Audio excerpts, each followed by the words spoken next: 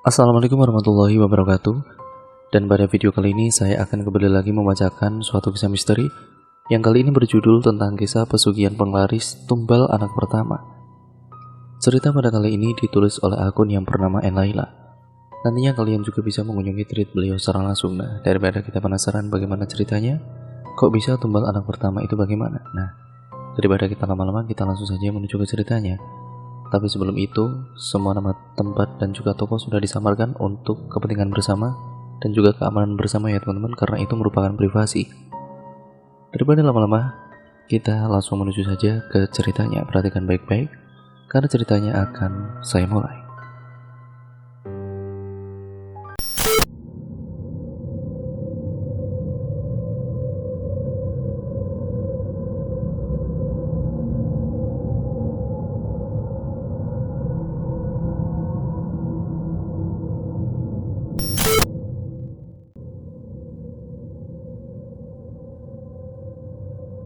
Mas Rizkon dan juga Mbak Wina baru saja menikah dan membina rumah tangganya. Mereka memulai pernikahannya secara mandiri. Mas Rizkon dan juga Mbak Wina tidak ikut tinggal dengan kedua orang tuanya atau mertuanya, melainkan mereka tinggal berdua dengan rumah kosan yang ukurannya tidak terlalu besar, namun cukup untuk ditinggali mereka berdua. Mas Rizkon dan juga Mbak Wina ini baru beberapa bulan menikah. Di kosan tersebut biasanya Mbak Wina kalau pagi hingga sore berada di kosan sendirian. Karena Mas Rizkon bekerja untuk menafkahi Mbak Wina untuk memenuhi kebutuhannya sehari-hari dan juga untuk bayar biaya kos-kosan bulanannya. Mas Rizkon bekerja sebagai tukang proyek bangunan kalau ada panggilan proyek. Jadi Mas Rizkon jarang bekerjanya dan tidak setiap hari. Karena kalau tidak ada panggilan untuk bekerja, ya Mas Rizkon di rumah saja. Terkadang kalau Mas Rizkon nganggur di rumah, Mbak Wina mengandalkan usaha online-nya dari rumah. Namun meskipun begitu, mereka masih tetap harmonis keluarganya karena bisa melengkapi satu sama lain. Dan juga biaya yang dikeluarkan belum cukup banyak, karena belum memiliki momongan atau anak. Makan sehari-hari juga seadanya, yang penting perut bisa terisi dan tidak kelaparan. Hingga suatu ketika Mbak Wina pergi ke suatu warung di dekat kosannya. Mbak Wina mau membeli beras dan mie instan untuk dimasaknya. Jarak warungnya dengan kosannya tidak terlalu jauh, hanya beberapa langkah saja dari kosan. Mbak Wina sesampainya di dalam warung tersebut bertemu dengan salah satu tetangganya yang ada di warung itu. Mbak Wina dengan ibu tersebut pun saling bertegur sapa dengan senyuman yang ramah. Mbak Wina, mau beli apa Mbak? Iya Bu, mau beli beras sama mie instan. Mau hutang lagi ya Mbak? Timbal pemilik warung. Seketika Mbak Wina pun tertunduk lesu dan juga malu, karena pemilik warung tersebut memberitahu aibnya Mbak Wina sendiri di depan ibu tetangganya. Iya Bu, kalau boleh, jawab Mbak Wina. Gimana sih Mbak? Suaminya gak nafkain ya? Sampai sehari-harinya itu harus ngutang gitu terus. Kasihan padahal baru menikah, timbal ibu tersebut. Lalu Mbak Wina tidak menjawab pertanyaan dari ibu tetangganya itu. Karena malu, Mbak Wina langsung pergi dan tidak jadi untuk mengutang di warung tersebut. Kalau gitu saya pulang dulu, permisi, ucap Mbak Wina. Karena sudah kepalang malu dan tidak dapat barang-barang yang diinginkannya, Mbak Wina pulang sampai ke rumah. Assalamualaikum. Waalaikumsalam, jawab Mas Rizkon yang sedang duduk menonton televisi. Kemudian Mbak Wina masuk dengan keadaan wajah yang murung dan tertekuk membuat Mas Rizkon ini bertanya-tanya. Kamu kenapa Dek? Akan tetapi Mbak Wina masih tetap tidak mau menjawab dan menceritakan kepada suaminya. Jawab dong Dek, kamu kenapa kok pulang-pulang diam merenung seperti itu? Tanya Mas Rizkon. Saat ditanya oleh Mas Rizkon, Mbak Wina langsung meneteskan air matanya. Aku malu Mas. Malu kenapa Dik?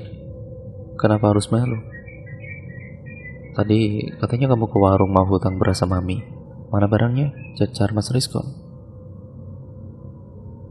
Iya, aku malu Mas, tadi dihina sama ibu tetangga. Katanya kamu tidak bisa menafkahi aku. Setiap hari harus berhutang di warung terus. Jelas Mbak Wina.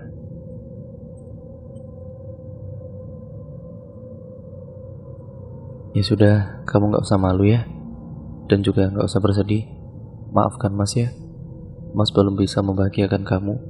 Nanti kalau Mas ada rezeki, Mas akan lunasi hutangnya. Dan kamu tidak perlu untuk berhutang lagi. Kamu doakan Mas supaya rezekinya lancar ya. Jawab Mas Rizkon. Mbak Wina pun mengangguk dan tersenyum kecut kepada Mas Rizkon. Singkat ceritanya, suatu ketika saat Mas Rizkon akan berangkat bekerja karena Mas Rizkon sudah mendapat panggilan lagi untuk bekerja proyek, dia berpapasan dengan salah satu ibu-ibu tetangganya. Mas Rizkon mau kemana? Ibu, ini mau berangkat bekerja bu. Istrimu itu kasihan ya, selalu hutang di warung padahal kamu kerja.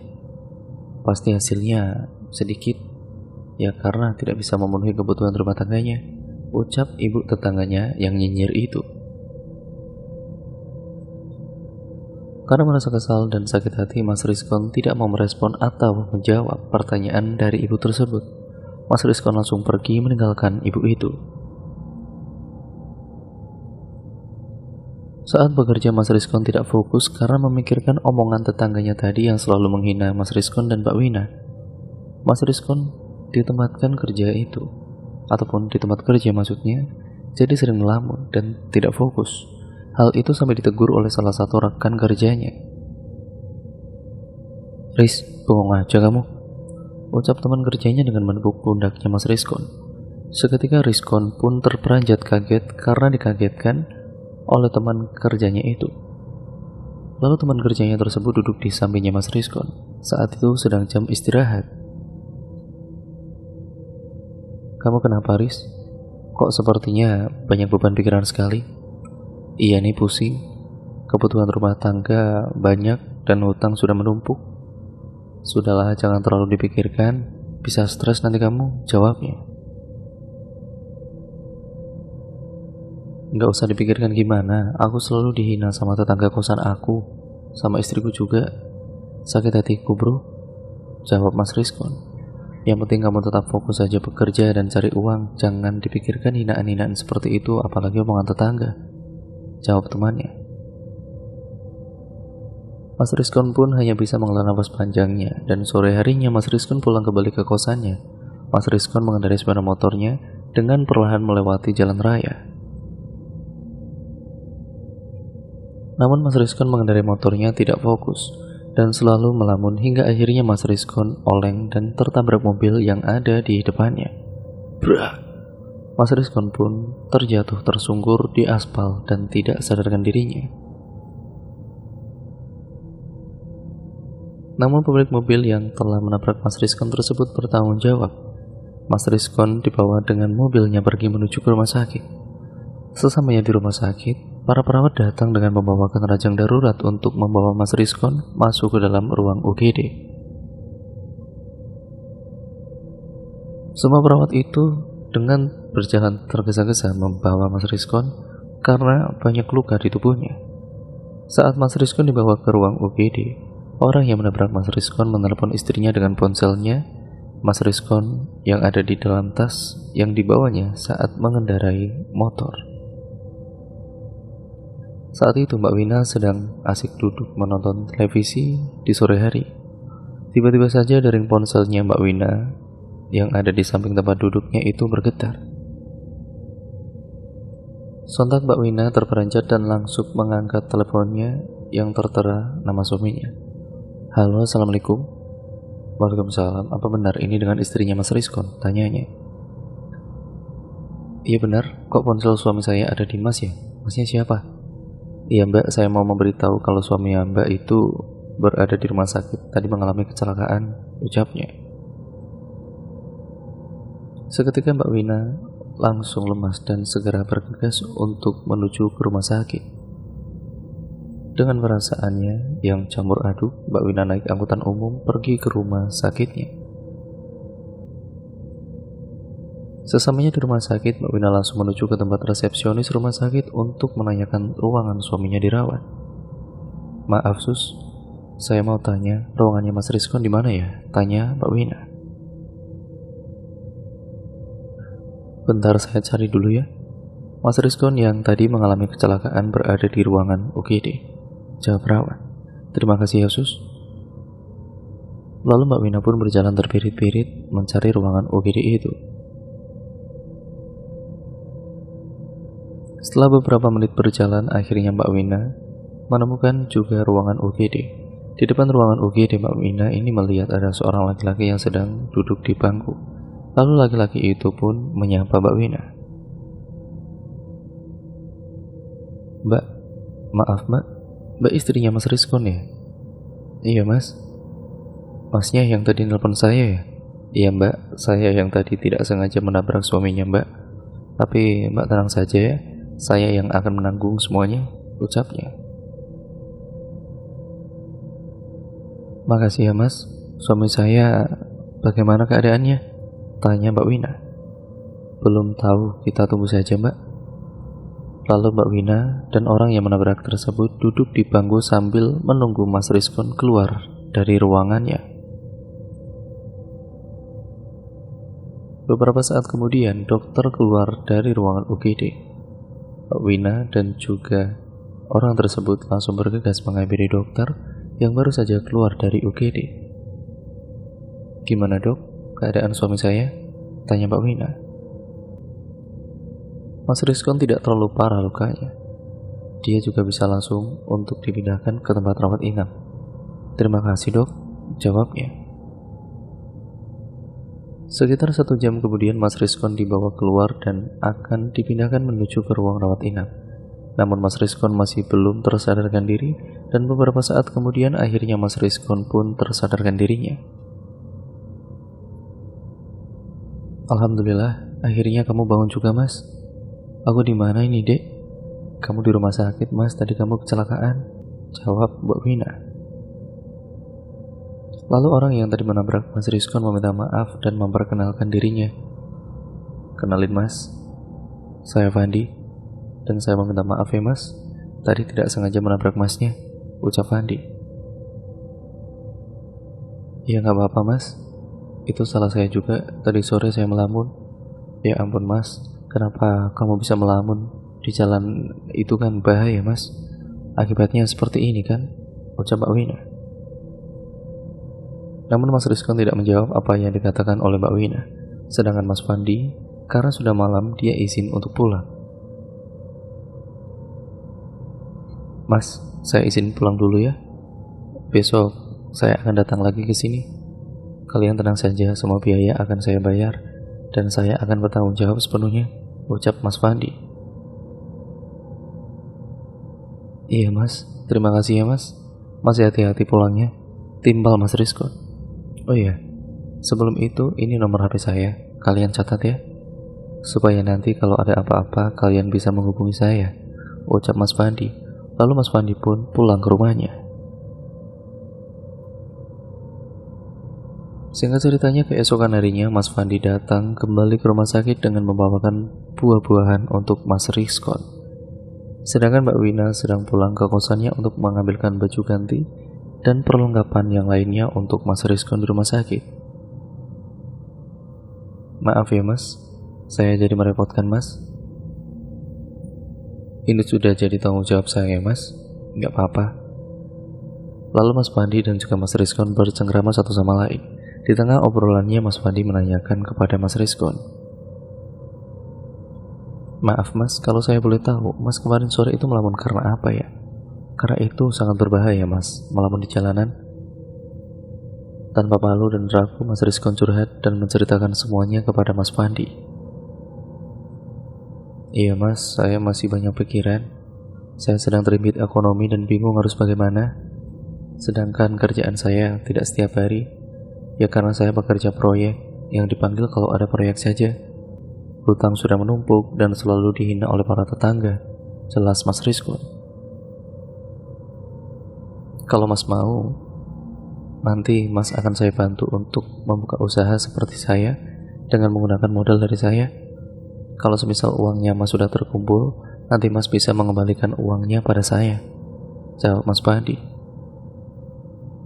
Wah, beneran ini Mas? Saya mau banget Mas. Saya sudah bosan hidup kekurangan dan selalu dihina oleh tetangga. Nanti kalau Mas sudah sembuh, Mas nemuin saya saja di alamat ini, ucap Mas Pandi sembari memberikan alamatnya. Iya Mas, baik, terima kasih ya Mas. Sama-sama Mas, Mas cepat sembuh ya, ucap Mas Pandi. Beberapa saat kemudian istrinya Mas Rizkon datang dengan membawakan perlengkapannya.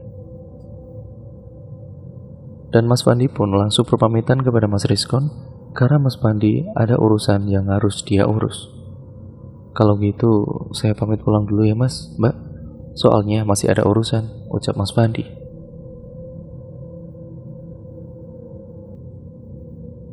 Loh, kok buru-buru banget Mas? Saya kan baru datang, timbal Mbak Wina.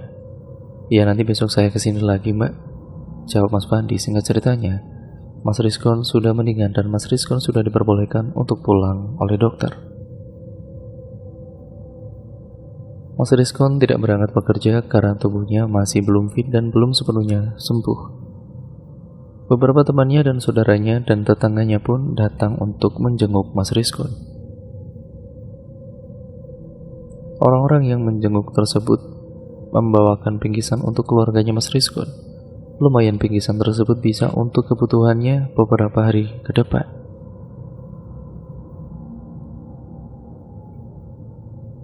Karena bingkisannya yang diberikan kepada keluarganya Mas Rizkon beberapa bahan-bahan sembako seperti minyak, beras, gula, teh, mie instan, dan lain sebagainya.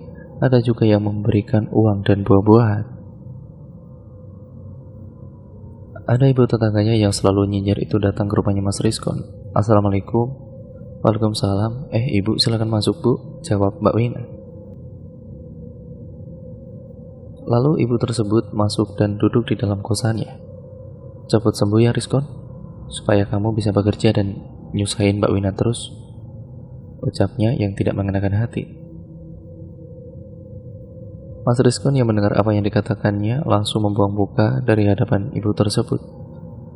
Bu, saya buatkan minum dulu ya Bu. Tidak usah, saya mau langsung pulang. Kalau kelamaan di sini nanti bisa ketularan miskin, jawabnya. Mas Rizkon dan Mbak Wina hanya bisa bergeleng-geleng dan mengelus-ngelus dadanya. Namun malam harinya mereka berdua dikejutkan dengan kabar gembira. Mbak Wina membeli test pack dan saat dicek hasilnya positif, Mbak Wina dan Mas Rizkon pun sangat bahagia. Akan tetapi itu juga membuat mereka bertambah pusing karena harus mempersiapkan segala biaya untuk anaknya lahiran nanti dan beberapa kebutuhan yang diperlukan calon bayinya. Seminggu kemudian Mas Rizkon pun sudah sembuh. Karena Mas Rizkon tidak dipanggil lagi untuk kerja proyek, akhirnya Mas Rizkon teringat tentang tawaran yang diberikan oleh Mas Pandi. Mas Rizkon pun juga kepikiran tentang biaya untuk persiapan kelahiran anak pertamanya tersebut. Akhirnya Mas Rizkon pun meminta pendapat kepada Mbak Wina mengenai tawaran dari Mas Pandi. Dek, waktu itu Mas ditawarkan uang modal dari Mas Pandi untuk buka usaha. Apa Mas ke rumahnya saja ya? Siapa tahu Mas Pandi bisa bantu kita. Ya sudah, kamu temui saja Mas Pandinya Mas. Iya besok Mas ke rumahnya, ucap Mas Rizkon. Keesokan harinya Mas Rizkon pergi ke rumahnya Mas Pandi dengan alamat yang sudah diberikan kepada Mas Rizkon. Dengan mengendarai sepeda motornya, Mas Rizkon menuju ke rumahnya Mas Pandi menempuh waktu sekitar 20 menit menuju ke rumahnya Mas Pandi. Sesamanya di alamat yang diberikan oleh Mas Pandi, Mas Rizkon sangat tercengang melihat rumahnya Mas Pandi yang menjulang tinggi dan mewah. Mas Rizkon pun mendatangi ke depan gerbangnya dan ada satpam yang menunggu di depan pos. Maaf Mas, mau cari siapa? Mau nyari Mas Pandi Pak? Apa Mas Pandinya ada? Oh Mas Pandi, ada Mas, silakan masuk, jawab Pak Satpam itu. Pak Satpam membukakan gerbang rumahnya yang terbuat dari besi, dan Mas Rizkon masuk ke dalam rumahnya. "Assalamualaikum." "Waalaikumsalam," terdengar sahutan dari balik pintu. Terlihat seorang laki-laki tampan yang umurnya sebaya dengan Mas Rizkon. "Mas Rizkon, silakan masuk Mas," ucap Mas Pandi. Dan Rizkon yang baru pertama kali masuk ke dalam rumahnya Mas Pandi sangat tercengang. Karena di dalam rumahnya tersebut semua perlengkapan dan hiasan dindingnya itu sangat mewah, yang pasti harganya sangat mahal. Lalu seorang perempuan datang ke ruang tamu mengambil Mas Rizkon dan Mas Pandi dengan memberikan ataupun membawakan air untuk minum. "Silakan diminum," ucap Pak RT. "Gimana Mas? Apa Mas mau menerima tawaran yang waktu itu?" tanya Mas Pandi. "Iya Mas, saya benar-benar sudah pusing 7 keliling ini." "Ya sudah, kalau Mas siap, besok Mas datang lagi ke sini." Mas Rizkon dan juga Mas Pandi saling bercengkrama, dan Mas Rizkon berjalan mengelilingi rumahnya Mas Pandi untuk melihat-lihat sekeliling rumahnya.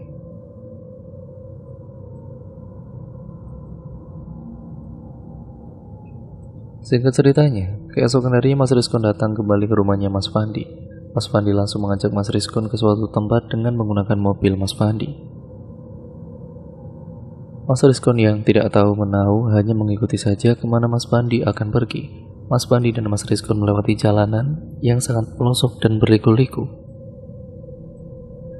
Perjalanan yang ditempuhnya sekitar 3 jam, dan beberapa jam kemudian, akhirnya Mas Pandi dan Mas Rizkon sampai di tempat tersebut. Mas Rizkon terlihat keheranan karena dia dibawa ke tempat yang ada di tengah hutan. "Untuk apa?" "Mas, ini tempat apa sih Mas?" "Sudah Mas ikut saya saja, nanti Mas juga tahu." Begitulah jawab Mas Pandi. Akhirnya mereka berdua berjalan masuk ke dalam hutan. Sekitar 30 menit mereka berjalan kaki, akhirnya sampai juga di sebuah padepokan yang letaknya berada di tengah hutan. Di padepokan tersebut terlihat sudah banyak sekali orang yang ada di sana. Lalu Mas Pandi masuk ke dalam Mas Rizkon kemudian mengikuti saja. Semua orang yang ada di padepokan tersebut semuanya sedang melakukan ritual dengan merapalkan mantra, begitu juga Mas Pandi. Mas Rizkon hanya melihat saja dari kejauhan apa yang dilakukan orang tersebut. Setelah 1 jam lebih, semuanya telah selesai melakukan ritual dan juga Mas Pandi.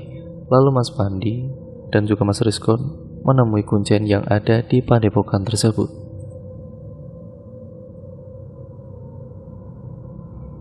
"Gini Mbah, teman saya ini ingin kehidupannya berubah seperti saya," ucap Mas Pandi. "Saya benar-benar mau melakukan ini demi kehidupan sampean berubah menjadi kaya," tanya Mbah Kuncen. Seketika Mas Rizkon pun mengerti apa yang sebenarnya dilakukan Mas Pandi. Mas Pandi sudah melakukan ritual pesugihan, makanya Mas Pandi bisa sukses seperti sekarang ini.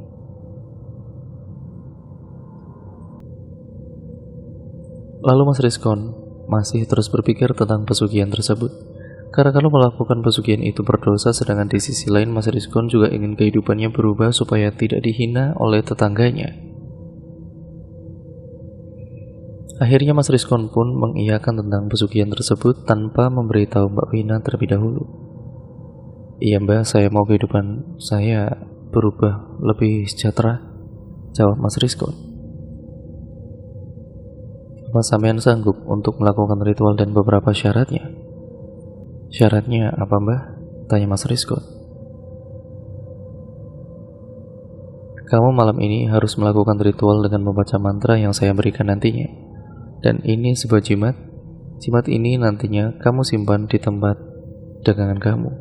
Dan kamu harus siapkan tempat khusus yang harus tertutup untuk melakukan ritual," jelas Mbah Kuncen.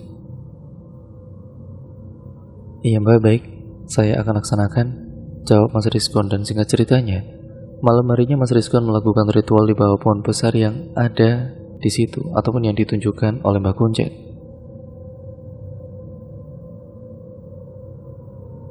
Saat sedang melakukan ritual, Mas Rizkon mendapatkan beberapa gangguan. Namun kata Mbak Kunjan, Mas Rizkon tidak boleh menengok ke arah sumber suara. Mas Rizkon harus tetap fokus melakukan ritual dengan merapalkan mantra-mantranya. Terdengar suara kuntilanak yang tertawa cekikikan, dan Mas Rizkon juga melihat sekelebat bayangan putih dari depan pohonnya. Angin berembus kencang menembus tubuhnya Mas Rizkon, membuat suasana semakin mencekam. Tidak hanya itu, Mas Rizkon juga mendengar suara seorang wanita yang sedang menyinden. Sontak seketika tubuhnya Mas Rizkon, bulu kuduknya merinding. Sedangkan Fandi menginap di rumah Mbak Kunjan. Duk, duk, duk. Terdengar suara tapakan kaki yang sangat berat dan besar, seperti langkah kaki raksasa. Akan tetapi, bukan raksasa, melainkan sosok genderuwo yang mencoba mendekati tubuhnya Mas Rizkon. Dahi belakang Mas Rizkon benar-benar langsung berkeringat dingin dengan terus merapalkan mantranya. Dan beberapa saat kemudian, tiba-tiba sosok genderuwo tersebut menghilang entah kemana. Tiba-tiba saja terlihat sinar yang terang menerangi Mas Rizkon di dalam hutan tersebut. Terlihat sosok wanita dengan menggunakan kebaya berwarna hijau yang sangat cantik dan wangi harum semerbak menyeruak di dalam hidungnya Mas Rizkon. Sosok Nyi Ratu tersebut mengatakan kepada Mas Rizkon, "Kamu mau hidupmu sejahtera dan kaya raya?" "Iya Nyi, saya sudah bosan hidup, serba kekurangan dan selalu dihina," jawab Mas Rizkon. "Kalau kamu mau hidupmu berkelimpang harta ada syaratnya." "Apa syaratnya Nyi Ratu?" "Syaratnya kamu memberikan bayi anak pertamamu untuk saya asuh," ucapnya. "Maksudnya Nyi?" tanya Mas Rizkon penasaran. "Ya nanti kamu akan kaya raya dan anak pertamamu untuk saya. Apa kamu sanggup?" Timbalnya. Karena ingin kehidupannya berubah dan tidak mau dihina oleh tetangganya, akhirnya Mas Rizkon pun mengiyakan syarat yang diminta oleh Nyi Ratu. "Iya Nyi, saya akan memberikan anak pertama saya nanti kepada Nyi Ratu," jawab Mas Rizkon. Lalu seketika sosok wanita dengan bergaun hijau tersebut menghilang, namun masih meninggalkan aroma wangi yang semerbak. Hari sudah mulai pagi, semburat sinar matahari mulai muncul dari ufuk timur, dan Mbah Kunjan menghampiri ke tempat ritualnya Mas Rizkon. "Ritualnya sudah selesai. Ayo, kembali ke pendopo," ucap Mbah Kunjan. Mas Rizkon pun kemudian mengikuti saja apa yang dikatakan oleh Mbah Kunjan, dan Mas Rizkon kembali lagi ke padepokan. Sesamanya di padepokan, Mbah Kunjan langsung memberikan jimat sebagai penglaris tokonya nanti. Singkat ceritanya, Mas Rizkon dan Mas Pandi pun pulang.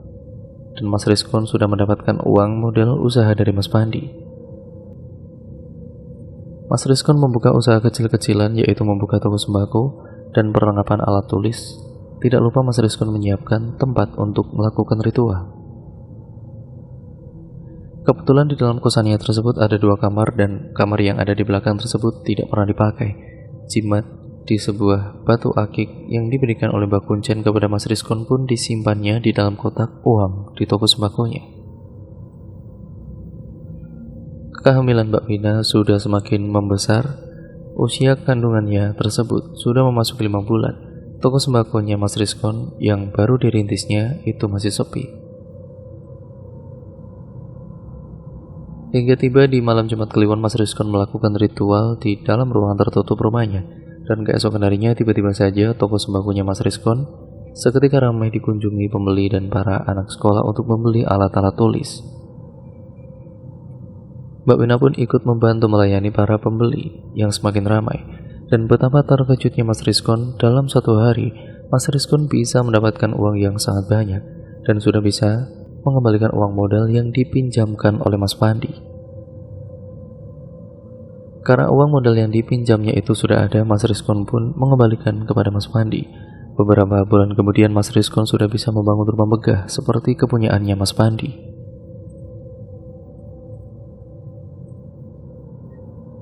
Mas Rizkon juga sudah bisa membeli mobil dan membangun toko sembakonya yang jadi lebih besar lagi. Lahan kosannya itu dibeli oleh Mas Rizkon beserta rumah kosan tersebut. Kemudian, kosan tersebut dirubah menjadi rumah mewah yang berlantai, dan toko sembako yang ada di depan rumahnya semakin besar bangunannya, karena lahan kosan yang dibelinya itu cukup luas. Sehingga para tetangganya yang dulu mengejek keluarganya Mas Rizkon tidak berani lagi untuk mengejek Mas Rizkon dan Mbak Wina. Mbak Wina juga sudah melunasi semua hutang-hutangnya dengan warung sembako tetangganya itu. Mbak Wina sekarang bahagia karena suaminya sudah sukses. Mbak Wina juga sekarang sudah tahu kalau Mas Rizkon telah menggunakan atau melakukan pesugihan penglaris. Mbak Wina juga sekarang telah menggunakan perhiasan yang menempel di tubuhnya. Semua apa yang diinginkan Mbak Wina selalu dituruti oleh Mas Rizkon.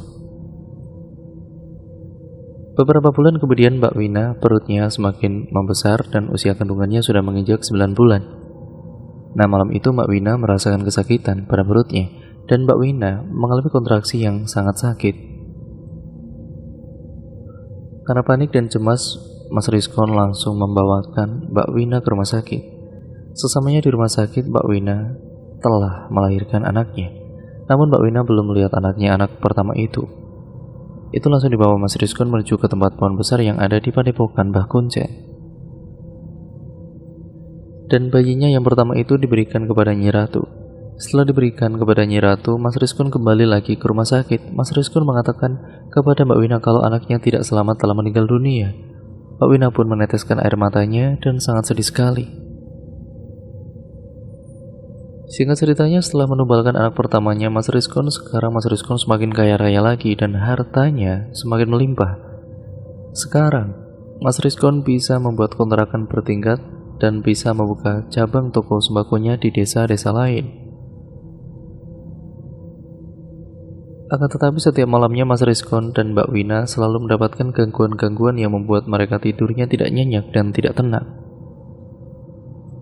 Suatu malam Mas Rizkon dan Mbak Wina sedang tertidur di kamarnya, tiba-tiba terdengar suara tembok sebelah kamarnya yang berbunyi seperti cakaran kuku pada tembok. Saat Mbak Wina terbangun dan mendengar suara tersebut, Mbak Wina mendengarkan ada suara bayi menangis. Namun saat Mbak Wina mencari arah tangisan bayi tersebut, tidak ada. Seketika Mbak Wina merinding dan bulu kuduknya berdiri. Mbak Wina kembali lagi ke kamarnya saat baru merebahkan tubuhnya kembali di atas kasur. Tiba-tiba saja pintu kamarnya seperti ada yang mengetuk. Sontak saja Mbak Wina terperanjat dan langsung bangun untuk membukakan pintu kamarnya, karena pikir Mbak Wina pembantunya yang mengetuk pintunya itu takutnya ada apa-apa. Akan tetapi saat Mbak Wina membuka pintu kamarnya, ternyata di depan tidak ada siapa-siapa. Mbak Wina menutup kembali pintunya dan kembali ke kasurnya lalu menarik selimutnya. Singkat ceritanya, beberapa bulan kemudian Mbak Wina hamil kembali dengan Mas Rizkon, serta Mbak Wina sangat bahagia karena mereka akan memiliki anak lagi. Namun suatu ketika saat Mas Rizkon sedang melakukan ritualnya, tiba-tiba saja sosok Nyi Ratu itu datang ke dalam ruangan tempat ritualnya Mas Rizkon. Sosok Nyi Ratu tersebut mengatakan kepada Mas Rizkon, "Kalau kamu ingin semakin bergelimang harta, kamu harus memberikan kembali anak yang dikandungannya istrimu," ucap Nyi Ratu. Tapi Nyi belum selesai berbicara, tiba-tiba saja sosok Nyi Ratu tersebut menghilang. Akhirnya Mas Rizkon pun menceritakan semuanya kepada Mbak Wina tentang tumbal yang diinginkan Nyi Ratu tersebut. "Dek, saya mau ngomong sama kamu," ucap Mas Rizkon. "Ngomong apa, Mas?" tanya Mbak Wina. "Jadi sebenarnya anak pertama kita itu sudah saya jadikan tumbal, Dek, untuk Nyi Ratu demi kekayaan kita. Dan sekarang Nyi Ratu tersebut menginginkan anak yang ada di kandungan kamu lagi, supaya kita tambah kaya raya dan bergelimang harta," jelas Mas Rizkon. "Astagfirullah Mas, kenapa kamu tega Mas sama anak kita hanya demi harta?" "Aku gak mau Mas kehilangan anak kita lagi," jawab Mbak Wina yang naik pitam. "Tapi kalau kita tidak memberikan anak kita lagi, kita akan kehilangan semuanya, Win. Pokoknya aku gak mau ya Mas," lebih baik kita hidup miskin seperti dulu daripada harus kehilangan anak kita lagi dan hidup banyak harta tapi tidak bahagia, ucap Mbak Wina. Seketika Mbak Wina langsung pergi meninggalkan Mas Rizkon sendirian, dan di dalam kamar Mbak Wina menangis sejadi-jadinya. Suatu ketika salah satu tetangganya lewat di depan rumahnya Mbak Wina. Sebut saja namanya Pak Ustadz. Pak Ustadz tersebut melihat kalau di depan rumahnya Mas Rizkon tersebut ada beberapa sosok makhluk yang berdiri di depan rumahnya. Sosok itu ada sosok kuntilanak, sosok genderuwo, dan juga sosok pocong. Sontak Pak Ustadz langsung berucap, "Astagfirullahaladzim," ucap Pak Ustadz sembari mengelus dadanya karena Mbak Wina tidak mau anak keduanya tersebut dijadikan tumbal oleh suaminya. Mbak Wina meminta bantuan kepada Pak Ustadz itu. Mbak Wina mendatangi rumahnya Pak Ustadz dalam keadaan perut yang sudah semakin membesar. Sedangkan Mas Rizkon saat itu sedang pergi melakukan ritual untuk setiap tahunnya ke tempat padepokannya Mbah Kuncen. "Assalamualaikum." "Waalaikumsalam," jawab Pak Ustadz dari balik pintu rumahnya Pak Ustadz. "Silakan masuk, Mbak," ucap Pak Ustadz. Lalu Wina pun langsung masuk ke dalam rumahnya Pak Ustadz. "Ada apa, Mbak?" tanya Pak Ustadz. "Pak Ustadz, tolongin saya, Pak. Saya takut, Pak Ustadz." "Takut kenapa, Mbak?" tanya Pak Ustadz. "Anak saya, Pak. Anak saya yang ada di dalam kandungan ini akan dijadikan tumbal sama suami saya. Saya tidak mau, Pak Ustadz," ucap Mbak Wina. "Maksudnya gimana, Mbak?" "Suaminya Mbak telah melakukan pesugihan seperti itu." "Iya, Pak. Suami saya sudah melakukan pesugihan, Pak," jawab Mbak Wina. "Astagfirullah, pantas saja saat saya lewat di depan rumahnya Mbak kok saya lihat banyak sekali sosok penunggu rumahnya Mbak." "Iya, Pak Ustadz. Saya mohon bantu saya, Pak. Saya tidak mau anak saya jadikan tumbal lagi, Pak Ustadz. Saya harus bagaimana?" "Tenang, Mbak. Sebaiknya Mbak bertobat sebelum semuanya terlambat." "Saya mau bertobat, Pak Ustadz. Tolong bimbing saya, Pak Ustadz," jawab Mbak Wina. "Yang saya takutkan nantinya kalau Mbak tidak mau menumbalkan anaknya Mbak, Mbak sendirilah yang akan menjadi tumbal untuk kekayaan suaminya Mbak yang gila harta itu," ucap Pak Ustadz. "Lalu saya harus bagaimana, Pak Ustadz?" "Kita pergi ke rumahnya Pak RT saja, dan nanti kita bahas bersama-sama." Pak Ustadz dan Mbak Wina pun mendatangi rumah Pak RT untuk meminta saran. Kata Pak RT sebaiknya Mbak Wina tinggal terlebih dahulu di rumahnya Pak Ustadz supaya nanti Mbak Wina bisa melaksanakan tobatnya dengan sempurna. Dan Pak Ustadz juga, Pak RT tidak memberitahu kepada tetangganya tentang pesugihan yang dilakukan oleh suaminya Mbak Wina. Suatu ketika Mbak Wina dikurung di dalam rumahnya Pak Ustadz bersama dengan istrinya Pak Ustadz. Mbak Wina diajarkan caranya untuk bertobat. Pak Ustadz pun kemudian mengajarkan Mbak Wina untuk selalu sholat fardu dan sholat sunnah setiap harinya, dan juga mengaji untuk meminta perlindungan kepada Allah Subhanahu wa Ta'ala.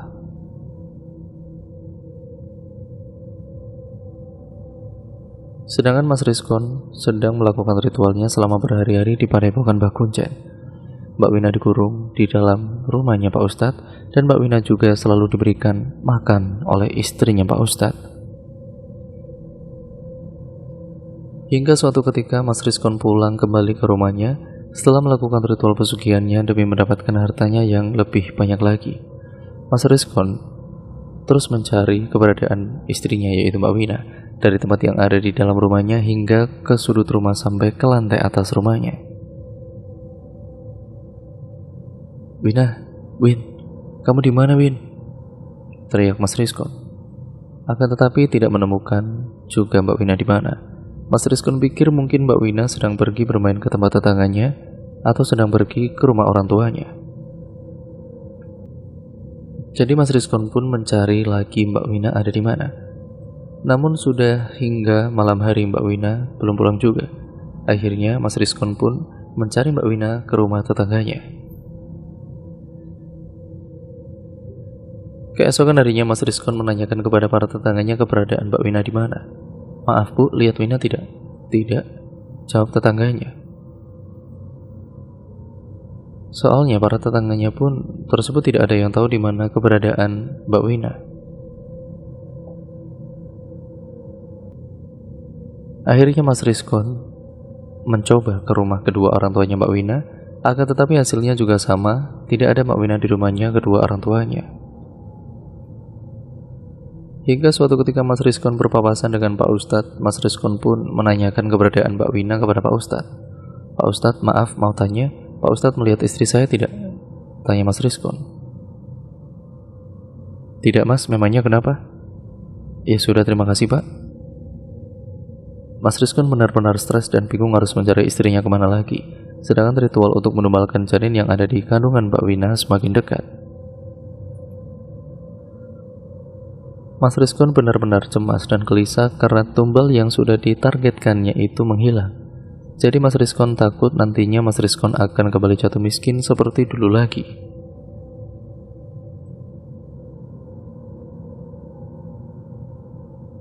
Sedangkan Mbak Wina masih saja diumpetkan di dalam kamar rumahnya Pak Ustadz dan dibekali ibadah serta mengaji. Pak Ustadz juga selalu sholat hajat dan sholat tahajud untuk membantu melindungi Mbak Wina dari serangan-serangan gaib. Setiap harinya Mas Rizkon berkeliling berjalan kaki mencari kesana kemari keberadaannya Mbak Wina, hingga terlihat seperti orang gila dengan pakaiannya yang lusuh seperti tidak diganti. Padahal sudah menjadi orang yang kaya raya, namun mungkin karena tidak diurus oleh Mbak Wina, jadi Mas Rizkon tidak terawat. Suatu malam saat sedang tertidur, Mbak Wina bermimpi didatangi oleh sosok Nyi Ratu. Sosok Nyi Ratu itu mengatakan kepada Mbak Wina, serahkan anakmu kepadaku, janinmu sudah ditargetkan suamimu untuk tumbal kekayaannya selanjutnya, ucap Nyi Ratu. Akan tetapi, tiba-tiba saja ada Pak Ustadz yang datang dan berperang dengan sosok Nyi Ratu tersebut dan Nyi Ratu pun akhirnya kalah. Suatu ketika Mbak Wina terperanjat dan terbangun dengan napas yang tidak beraturan dan dipenuhi dengan keringat yang membasahi bajunya. Mbak Wina langsung mengelus-ngelus perutnya yang sudah terlihat membesar. Mbak Wina pun menghela napas panjang, bersyukur karena anak yang dikandungannya tersebut masih ada di dalam perutnya. Singkat ceritanya, Mas Rizkon semakin kebingungan mencari kesana kemari keberadaan Mbak Wina. Mas Rizkon benar-benar sudah seperti orang gila yang selalu berteriak di jalan. Sampai semua tetangganya tersebut tidak mau untuk mendekati Mas Rizkon. Sedangkan usahanya Mas Rizkon yang dirintisnya selama ini mulai bangkrut. Mbak Wina sudah bertobat dan hijrah, sekarang Mbak Wina berhijab. Saat itu Mas Rizkon sudah benar-benar gila dan kehilangan hartanya dengan perlahan-lahan. Usahanya sudah tutup dan jimat yang ada di dalam toko sembako depan rumahnya itu tiba-tiba saja terbakar dengan sendirinya. Suatu ketika saat Mas Rizkon berada di dalam rumahnya Mas Rizkon ini diganggu oleh sosok kuntilanak yang tertawa cekikikan. Dan tiba-tiba sosok kuntilanak tersebut berubah menyerupai Mbak Wina. Mas Rizkon yang saat itu melihat Mbak Wina, dia mendekati ke arahnya, padahal sosok yang menyerupai Mbak Wina itu adalah sosok kuntilanak.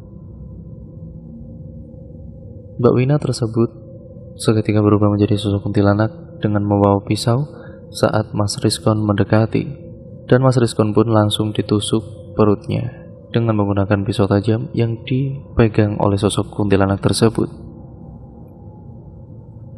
Mas Rizkon pun langsung terkapar di lantai dengan penuh darah, sementara di dalam rumahnya tersebut tidak ada yang mengetahuinya, karena pembantu yang ada di dalam rumahnya Mas Rizkon itu telah keluar dari rumahnya. Pembantu tersebut diperintah oleh Mbak Wina saat itu untuk keluar saja. Apalagi sekarang Mas Rizkon dalam keadaan gila. Singkat ceritanya, beberapa warga sekitar menanyakan keberadaan Mas Rizkon yang tidak pernah terlihat sekitar 5 hari lebih.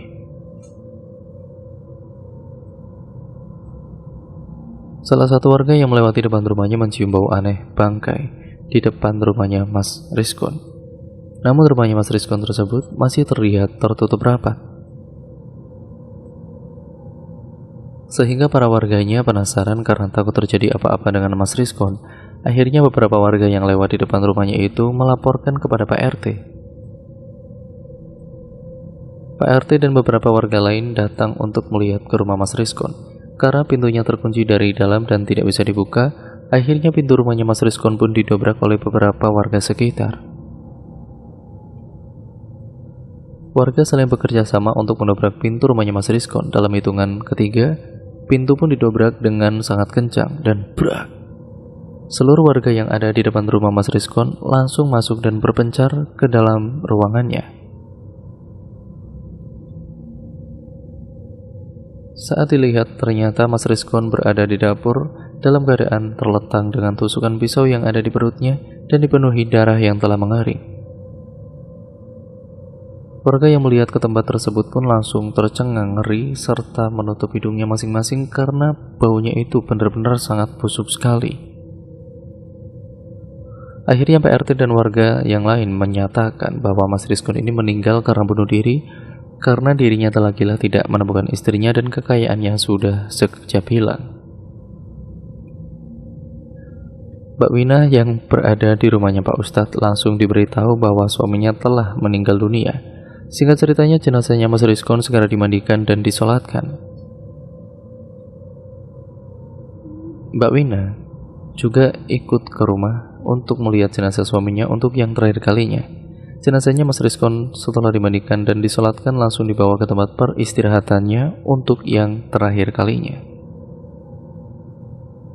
Meskipun suaminya telah berbuat dosa dan sudah melakukan hal yang menyakiti Mbak Wina, akan tetapi Mbak Wina masih tetap merasakan rasa iba dan juga sedih atas kepergian suami yang telah melakukan perbuatan yang musyrik itu.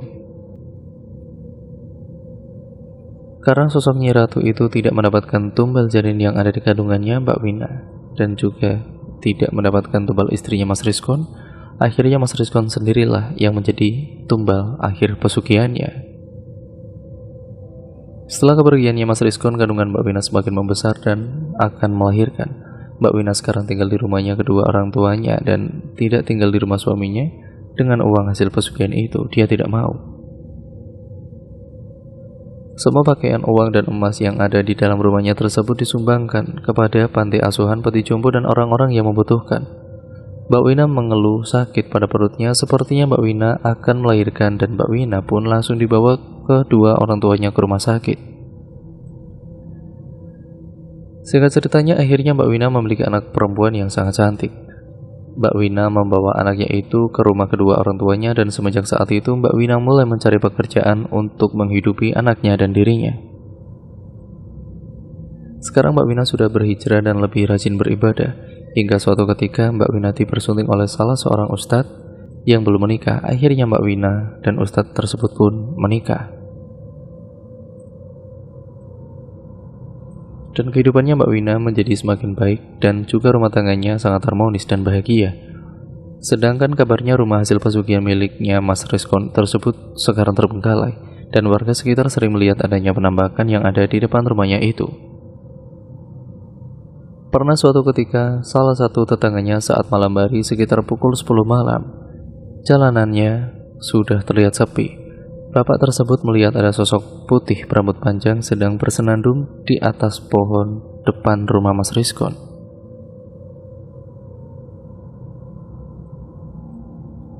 Ada juga tetangga depan rumahnya saat sedang duduk di depan teras rumahnya malam-malam sendirian. Tetangganya tersebut melihat rumahnya Mas Rizkon itu terbuka sendiri pintunya. Dan tetangga depan rumahnya itu melihat sosok yang menyerupai Mas Rizkon dengan wajah yang sangat pucat dan tubuhnya penuh dengan darah yang mengalir dari perutnya. Dan semenjak itu Mbak Wina sempat menjual rumahnya Mas Rizkon tersebut. Akan tetapi tidak ada satu orang pun yang mau membeli rumah tersebut. Pernah ada orang yang mau membeli rumah itu, akan tetapi saat melihat isi rumahnya merasa tidak nyaman karena saat masuk ke dalam rumahnya hawa yang dirasakannya itu berbeda karena hawanya panas sekali. Akhirnya orang tersebut tidak jadi untuk membeli rumahnya. Padahal uang hasil penjualan rumahnya itu mau disumbangkan kepada panti asuhan, panti jompo, dan fakir miskin. Akhirnya karena tidak ada yang mau membeli rumah tersebut, rumah itu terbengkalai dan angker. Semoga dari kejadian ini kita bisa mengambil hikmahnya ya teman-teman. Harta itu bukan segalanya. Untuk apa harta banyak sekali tapi ya tetap hidupnya sengsara dan kehilangan orang yang tersayang dan terkasih. Jangan pernah bersekutu dengan jin ataupun iblis, karena itu semua hanya tipu daya jin dan kita akan sengsara pada akhirnya. Dan cerita pun akhirnya selesai sampai di sini ya teman-teman. Terima kasih untuk kalian semua yang sudah menyimak dan mendengarkan cerita kali ini. Jangan lupa untuk kalian like, komen, dan share, serta subscribe channel ini untuk kalian yang belum. Dan kurang lebihnya mohon maaf ya teman-teman apabila banyak kekurangannya, maupun artikulasi saya mungkin kurang jelas, ataupun ya narasi saya mungkin terlalu cepat atau terlalu lambat. Apapun yang terbaik dalam cerita kali ini, pasti banyak pembelajaran yang dapat kita ambil. Semoga kita bisa mengambilnya, yang positif, yang negatif, kalian buang jauh-jauh. Jadikan itu sebagai semua pembelajaran, agar kita menjadi manusia yang jauh lebih baik lagi ke depannya. Jangan lupa ya teman-teman, terus support channel ini sampai kapanpun. Terima kasih juga atas support yang selama ini. Sampai berjumpa di video terbaru selanjutnya. Wassalamualaikum warahmatullahi wabarakatuh.